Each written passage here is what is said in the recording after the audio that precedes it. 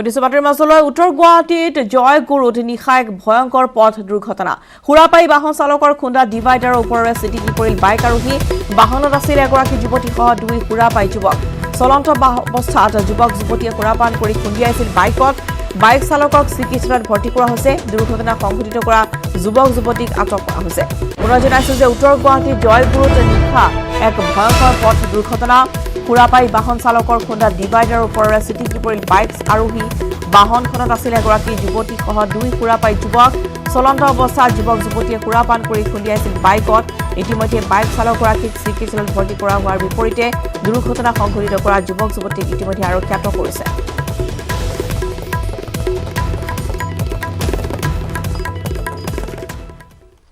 সুশান্ত সিং ৰাজপুতৰ আত্মহত্যা কাণ্ডত এক নতুন মোড় মুম্বাই আৰক্ষী আৰু ক্ৰাইম ব্ৰাঞ্চৰ ৰাডাৰত বলিউডৰ এজনৰ পিছত আনজন ৰথী মহাৰথী সোমবাৰে 2.5 ঘণ্টা ধৰি মুম্বাই আৰক্ষীয়ে জেৰা কৰিলে চলচ্চিত্ৰ পৰিচালক মহেশ ভট্টক কৰণ জোহৰৰ ধৰ্মা প্ৰডাকশ্যনৰ CEO আৰু অপূৰ্ব মেহতালৈও জাৰি কৰিলে সমন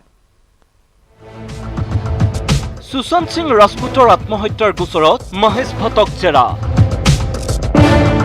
2.5 ঘণ্টা ধৰি চলচ্চিত্ৰ নিৰ্মাতাগৰাকীক জেৰা মুম্বাই আৰক্ষীৰ যিমানে দিন বাঢ়িছে বলিউডৰ জনপ্ৰিয় অভিনেতা সুশান্ত সিং ৰাজপুতৰ আত্মহত্যাৰ গোচৰৰ তদন্তৰ আওতালৈ আহিছে ইজনৰ পিছত সিজন বলিউড চেলিব্ৰিটি তাৰ সমান্তৰালকৈ ন্যায় বিচাৰি সুশান্তৰ ক্ষোভিত অনুৰাগীৰ প্ৰতিবাদো দেশজুৰি তীব্ৰতৰ হৈ পৰিছে এতিয়ালৈ 40 জন লোকক সোধা পোছা মুম্বাই আৰক্ষীৰ সোমবাৰে বান্দ্ৰা থানাত আৰক্ষীয়ে জেৰা চলাই মহেশ ভট্টক মহেশ ভট্টৰ ঘনিষ্ঠ সহযোগী সুচিত্ৰা দাসৰ ছচিয়েল মিডিয়াৰ এটা পোষ্টৰ আধাৰত মহেশ ভট্টক জেৰা আৰক্ষীৰ সুচিত্ৰাৰ এই পোষ্টৰ যোগেদি চৰ্চালৈ আহিছিল সুশান্তৰ অভিনেত্ৰী পেয়সী ৰিয়া চক্ৰৱৰ্তীয়ে বৰ্ষীয়ান চলচ্চিত্ৰ নিৰ্মাতা মহেশ ভট্টৰ সম্পৰ্কৰ কথা সুশান্তৰ আত্মহত্যাৰ গোচৰত আৰক্ষীয়ে প্ৰথমেই জেৰা কৰিছিল সুচিত্ৰা দাসক তাৰ পিছতে সুচিত্ৰাই সুশান্তৰ আত্মহত্যাৰ তদন্তৰ ভাৰ CBIক দিবলৈ গৃহমন্ত্ৰী অমিত শাহলৈ পত্ৰও প্ৰেৰণ কৰিছিল ইফালে মহেশ ভট্টই নহয় কৰণ জোহৰৰ ধৰ্মা প্ৰডাকশ্যনৰ CEOক সমন জাৰি অপূৰ্ব মেহতাক সমন জাৰি মুম্বাই আৰক্ষীৰ ইয়াৰ পূৰ্বে সঞ্জয় লীলা ভাঞ্চালী আদিত্য চোপ্ৰাকো জেৰা কৰিছিল আৰক্ষীয়ে ইফালে সুশান্তৰ ন্যায় বিচাৰি ৰাজপথত ফলক আৰিলে সুশান্তৰ অনুৰাগীয়ে দিল্লীৰ ৰাজপথত CBIৰ তদন্ত বিচাৰি আৰিলে ফলক কৰণ জোহৰকো জেৰা কৰাৰ দাবী অনুৰাগীৰ ইফালে দেশৰ একমাত্ৰ অস্কাৰ বিজয়ী সংগীতজ্ঞ AR ৰেহমানেও বলিউডৰ স্বজন্তোষণৰ বলি হোৱা বুলি বিস্ফোৰক মন্তব্য কৰাৰ পিছতে দেশজুৰি সৃষ্টি হৈছে ব্যাপক প্ৰতিক্ৰিয়াৰ চাপ বৃদ্ধি পাইছে সুশান্তৰ আত্মহত্যাৰ গোচৰৰ তদন্তকাৰী আৰক্ষীৰ ওপৰত national desk news 18 Assam north east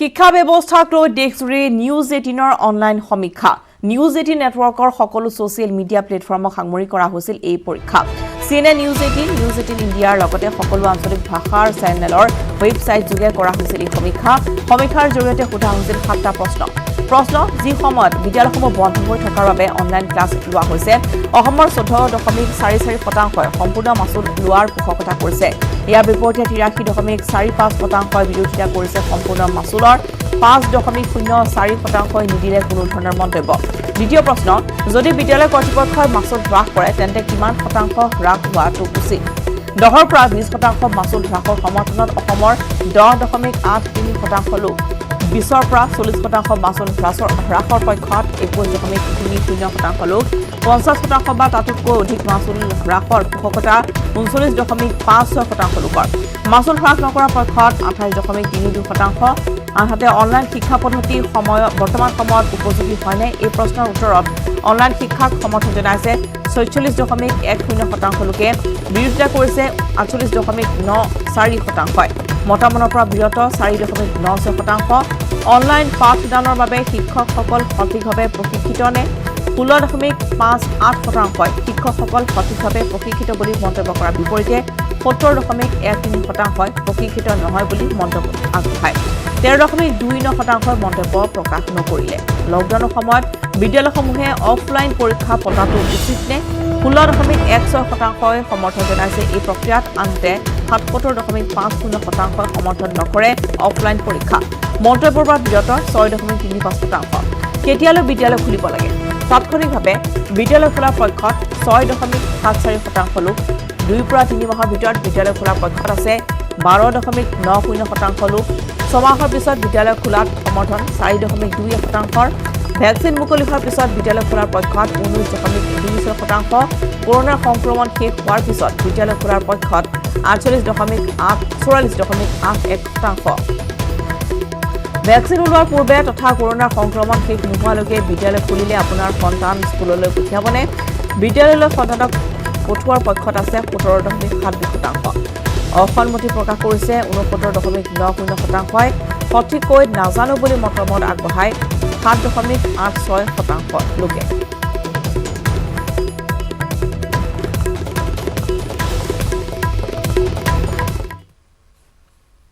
খবৰ লকডাউনত সৰ্বশান্ত ৰাজ্যৰ মৃন্ময় মূৰ্তি নিৰ্মাতাসকল সমাগত গণেশ পূজাৰ আগমুহূৰ্ততো গ্ৰাহকৰ অভাৱত অনিশ্চয়তাত ভুগিছে প্ৰতিজন মৃন্ময় মূৰ্তি নিৰ্মাতা। শাৰদীয় বতৰতো ভাগ্য উদয় হোৱা আশা নাই এইসকল শ্ৰমজীৱী লোকৰ। লকডাউনত দিশহাৰা মৃন্ময় শিল্পী আৰ্থিক সংকটত বিপন্ন জীৱন চৰকাৰেও দিয়া নাই চকু। দীৰ্ঘদিনীয়া লকডাউন আৰু পূজা পাৰ্বণ বন্ধ হোৱাৰ পৰিপ্ৰেক্ষিতত ক্ষতিগ্ৰস্ত হৈছে ৰাজ্যৰ মৃন্ময় মূৰ্তি নিৰ্মাতাসকল।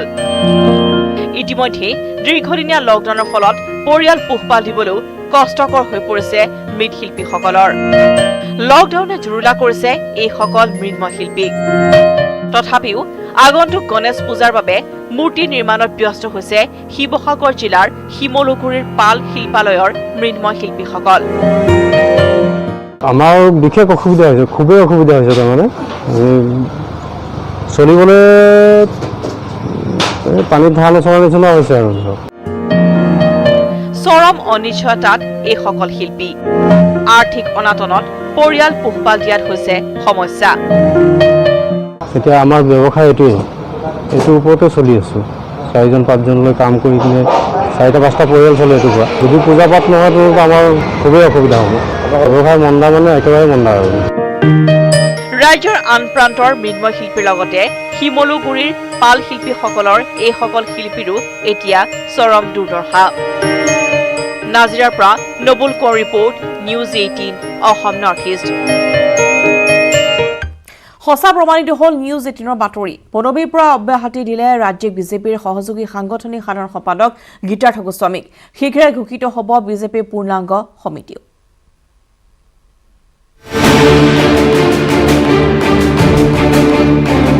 সত্য প্ৰমাণিত নিউজ 18ৰ বাতৰি। পদবী হেৰুৱালে গীতাৰ্থ গোস্বামীয়ে। বিজেপিত জোকাৰণি। ইয়াৰ মাজতে প্ৰশ্ন উঠিছে বিজেপিৰ সাধাৰণ সম্পাদক কোন হ'ব? কাক দায়িত্ব দিব সাধাৰণ সম্পাদকৰ? এই অংক মিলাব নোৱাৰাৰ বাবেই সুদীৰ্ঘ 7 মাহে সভাপতি ৰঞ্জিত দাসে ৰাজহুৱা কৰিব পৰা নাছিল ৰাজ্যিক কমিটি। সোমবাৰে 5জনীয়া সাধাৰণ সম্পাদকৰ পেনেল লৈ কেন্দ্ৰীয় নেতৃত্বৰ সন্মুখত বহিছিল ৰঞ্জিত দাস। কেন্দ্ৰীয় নেতৃত্বৰ সন্মুখৰ পৰা আহিয়েই ৰঞ্জিত দাসৰ ব্ৰেকিং নিউজ। যাতে সাধাৰণ সম্পাদক যাতে নিৰ্বাচনত অংশগ্ৰহণ নকৰা ব্যক্তিকে যাতে দায়িত্ব অৰ্পণ কৰে, এইটো আমাক এটা পৰামৰ্শ আগবঢ়াইছে। আৰু স্বাভাৱিকতে এইটো এটা সুন্দৰ পৰামৰ্শ। কাৰণ কিয় যে সাধাৰণ সম্পাদকসকল যিহেতু যে নিৰ্বাচনৰ সময়ত সমগ্ৰ অসমত ব্যস্ত হ'ব লাগে আৰু এনেও সাধাৰণ সম্পাদকৰ বহু কাম। কেন্দ্ৰীয় নেতৃত্বই কোৱাৰ দৰে যদি সাধাৰণ সম্পাদকৰ দায়িত্ব দিবলগীয়া হয় তেন্তে পুলক গোহাঁই, জয়ন্ত মল্ল বৰুৱা আৰু জয়ন্ত কুমাৰ দাসৰ নিৰ্বাচন খেলাৰ সপোন সাৰখাৰ হ'ব। কাৰণ এই তিনিওগৰাকী নেতাই 2021ৰ নিৰ্বাচনৰ প্ৰাৰ্থিত্ব প্ৰত্যাশী। যদিহে দলীয় নেতৃত্বক সৈমান কৰি দলৰ দায়িত্বৰ পৰা তিনিওগৰাকী আঁতৰি আহে তেতিয়া ডিপ্লুৰঞ্জন শৰ্মা আৰু বিতুপন ৰায়ডঙীয়া হ'ব পাৰে সাধাৰণ সম্পাদক। কিন্তু ডিপ্লুৰঞ্জনক বিচৰা নাই একাংশই। অৱশ্যে সোমবাৰৰ দিনটোৰ বিশেষ গুৰুত্বপূৰ্ণ খবৰটো আছিল উজনি অসমৰ সাংগঠনিক সম্পাদক গীতাৰ্থ গোস্বামীক লৈ। ৰাজ্যিক বিজেপিৰ উজনি অসমৰ সাংগঠনিক সম্পাদক গীতাৰ্থ গোস্বামীক পদৰ পৰা অপসাৰণ। উজনি অসমৰ দায়িত্বত থকা গোস্বামীক অপসাৰণ কৰা বিষয়টোক লৈ বিজেপিৰ ভিতৰচৰাত এতিয়া ধুমুহাৰ সৃষ্টি হৈছে। কিন্তু কি কাৰণত অপসাৰণ কৰা হৈছে সেয়া এতিয়াও ৰাজহুৱা কৰা নাই বিজেপি নেতৃত্বই। দলীয় বিষয়বাবক লৈ কেন্দ্ৰীয় নেতৃত্বৰ সৈতে আলোচনা কৰি ওলাই আহি বিজেপি সভাপতিয়ে ৰাজহুৱা কৰিলে বিধায়কৰ ৰিপৰ্ট কাৰ্ড। বিজেপিৰ ৯৫% বিধায়কৰ ৰিপৰ্ট কাৰ্ড ভাল। আমাৰ অলমষ্ট 95%তকৈ অধিকতে আমাৰ দেখিছোঁ যে ৰিপৰ্ট কাৰ্ড ভাল আহিছে। সভাপতি ৰঞ্জিত দাসে কেৱল বিজেপিৰ বিধায়কৰে নহয় বিৰোধী বিধায়কৰো দিলে ৰিপৰ্ট কাৰ্ড। ৰঞ্জিত দাসৰ মতে বিৰোধীৰ ৯০% বিধায়কৰ ৰিপৰ্ট কাৰ্ড বেয়া।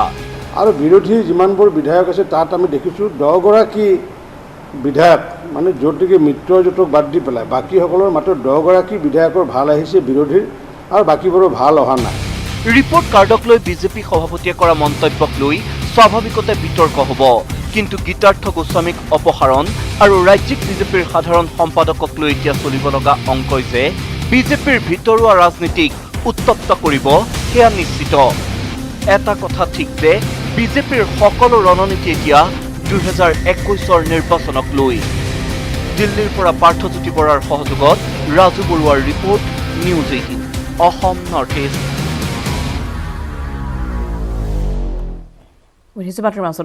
ঈদৰ বজাৰত গৰুৰ লগতে ধুবুৰী সীমান্তইদি বাংলাদেশলৈ অবাধে চলিছে কাপোৰৰ চোৰাং বেহা। আৰক্ষী BSFৰ তৎপৰতাত জব্দ কৰা হৈছে 10 লাখ টকাৰ চোৰাং কাপোৰ। জালত পৰিছে এটা চোৰাং সৰবৰাহকাৰী।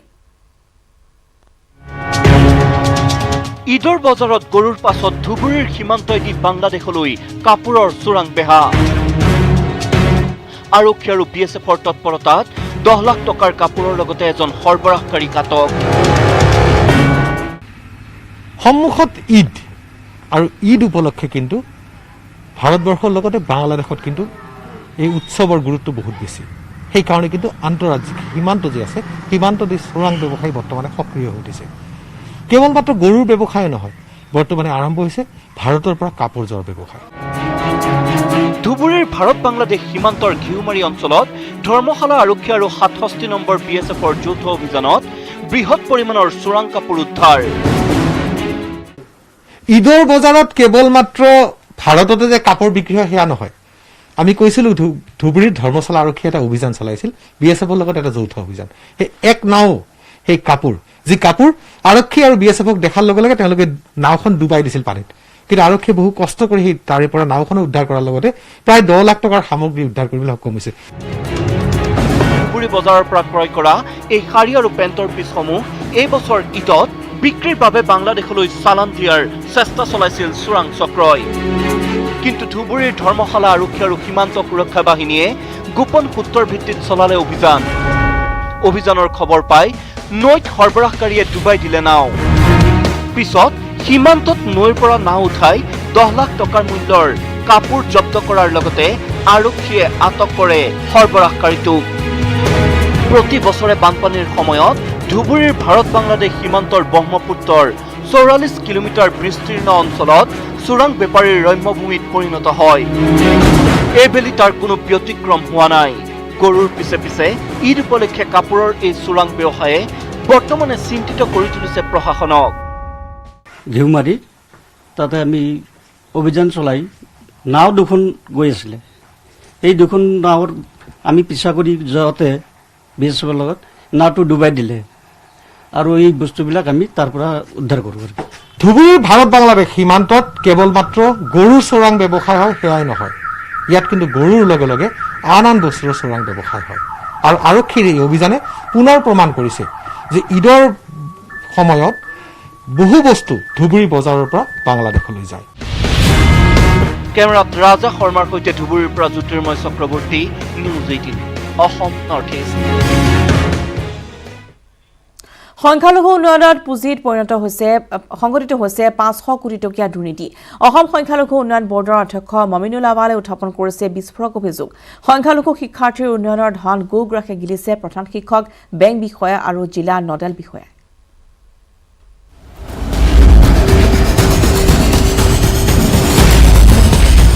সংখ্যালঘু উন্নয়ন পুঁজিত 500 কোটি টকীয়া দুৰ্নীতি। সংখ্যালঘু শিক্ষাৰ্থীৰ উন্নয়নৰ ধন আত্মসাত মধ্যভোগীৰ। দুৰ্নীতিত বিদ্যালয়ৰ প্ৰধান শিক্ষক, বেংক বিষয়া, জিলা নোডেল বিষয়া জড়িত থকাৰ অভিযোগ। এই বিস্ফোৰক অভিযোগ অসম সংখ্যালঘু উন্নয়ন বোৰ্ডৰ অধ্যক্ষ মমিনুল আৱালৰ। এই গোটেই ব্যৱস্থাটোত যিবিলাক ডিষ্ট্ৰিক্ট নোডেল অফিচ আছে, অভিযোগ আহিছে, আপোনালোকেও পাইছে। এই ৰাজীৱ ঝা বুলি এজনৰ বিষয়ে সংবাদ মাধ্যমতো আহিছে। ঠিক তেনেধৰণে কিছুমান একাংশ দুৰ্নীতিগ্ৰস্ত ডিষ্ট্ৰিক্ট নোডেল অফিচাৰে ভুৱা ছাত্ৰসকলক অনুমোদন কৰি দিয়ে। 2017 চনৰ পৰা এই পৰ্যন্ত ৰাজ্যত সংখ্যালঘু শিক্ষাৰ্থীৰ উন্নয়নৰ নামত কেন্দ্ৰীয় চৰকাৰে মুকলি কৰিছে 501,40,04,474 টকা। শিক্ষাৰ্থীৰ নামত মুকলি কৰা এই বৃহৎ সংখ্যক ধন সোমাইছে ৰাজ্যখনৰ ভুৱা সংখ্যালঘু শিক্ষাৰ্থী তথা জব কাৰ্ডৰ গৰাকীৰ একাউণ্টত।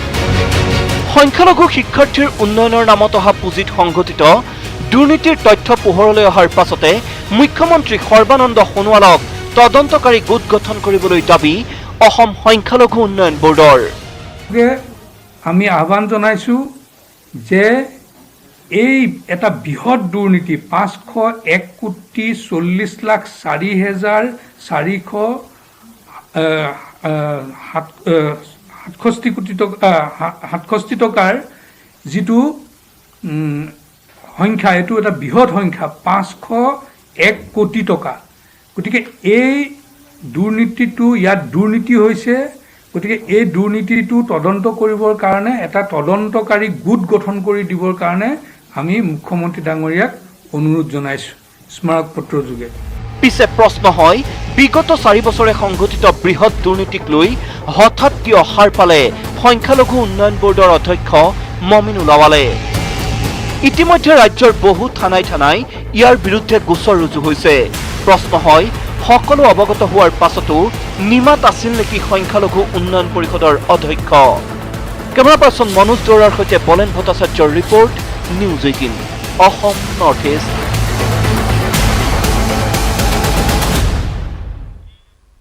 কাজিৰঙাত সামান্য উন্নত হৈছে বান পৰিস্থিতি, কিন্তু বানৰ প্ৰলয়ত প্ৰতিদিনে মৃত্যু সংখ্যা বৃদ্ধি পাইছে বন্যপ্ৰাণীৰ। চলিত বানত 14টা গড়কে ধৰি 132টা বন্যপ্ৰাণীৰ মৃত্যু হৈছে। পানী কমিছে কাজিৰঙাত, কিন্তু কমা নাই বন্যপ্ৰাণীৰ সংকট। এমুঠি ঘাঁহ বিচাৰি পবিতৰাতো বন্যপ্ৰাণীৰ হাহাকাৰ। এমাহ ধৰি জলমগ্ন কাজিৰঙাৰ অ'ত-ত'ত দেখা গৈছে মাটি। বিভীষিকাৰ সময়ত উদ্ধাৰ কৰা বন্যপ্ৰাণী মোকলাই দিয়াৰ কামো আৰম্ভ কৰিছে বন্যপ্ৰাণী উদ্ধাৰ আৰু পুনৰ সংস্থাপন কেন্দ্ৰই। সোমবাৰে CWRCয়ে মোকলাই দিলে এটা ঢেকীয়াপতীয়া বাঘ। সজাৰ পৰা মুকলি হোৱা মাত্ৰকে একে দৌৰে হাবিৰ মাজত সোমাল গৈ বনৰজা।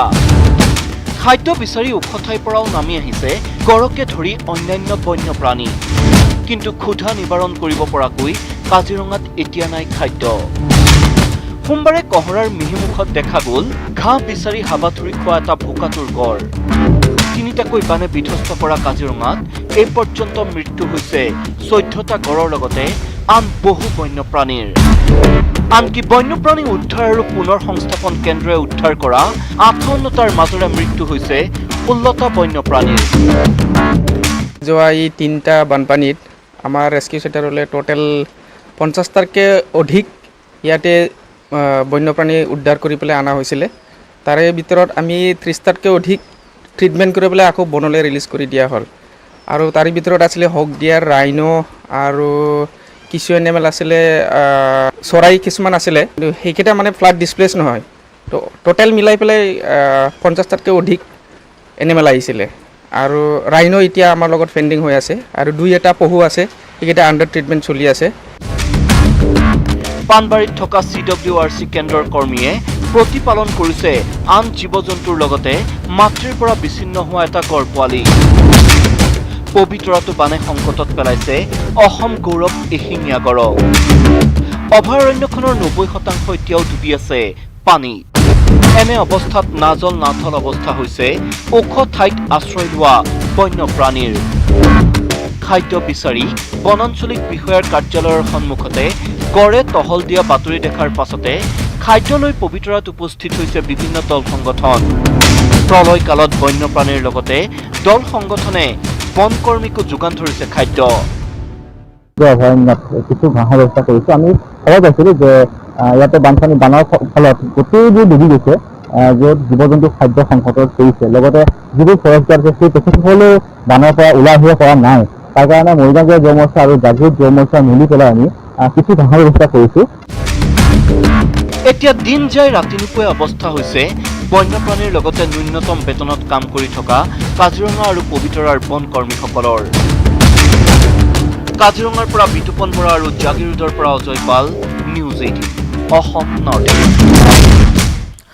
আইনৈৰ বানত বিধ্বস্ত বঙাইগাঁৱৰ এটা অঞ্চল। জামদহা জৰাগুৰিকে ধৰি কেইবাখনো গাঁৱত আইনৈয়ে সংঘাৰ চলাই তছনছ কৰিছে অঞ্চলটো।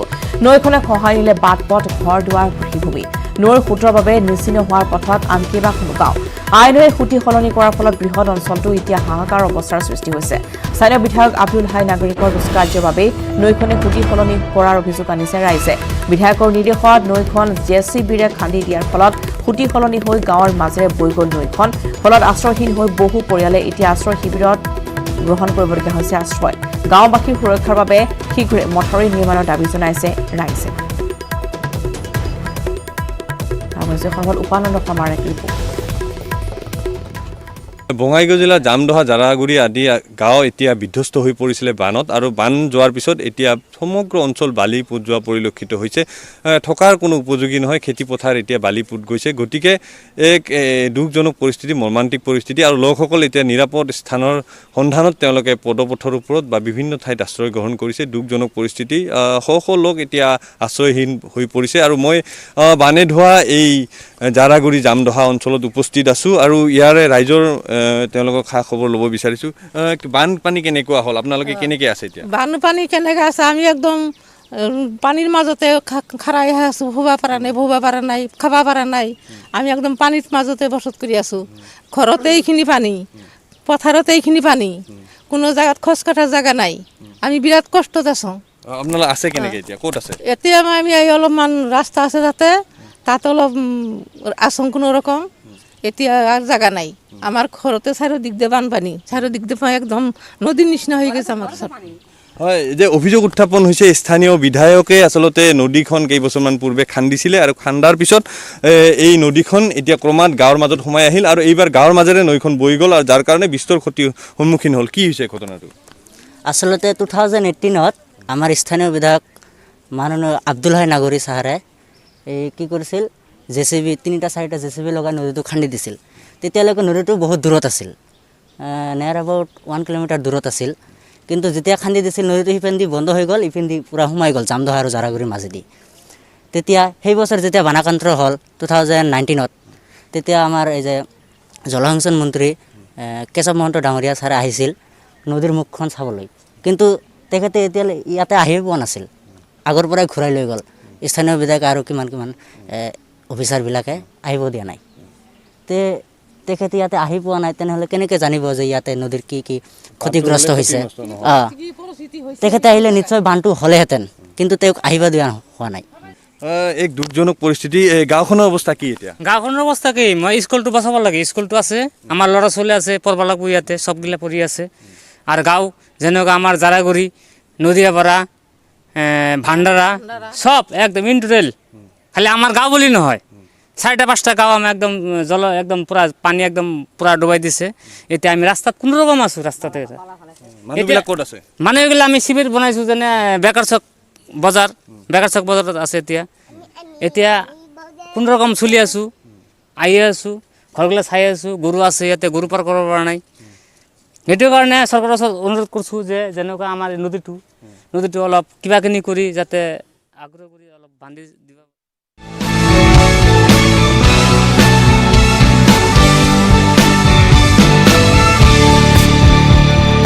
নিউজ হেডলাইন আগবঢ়াইছে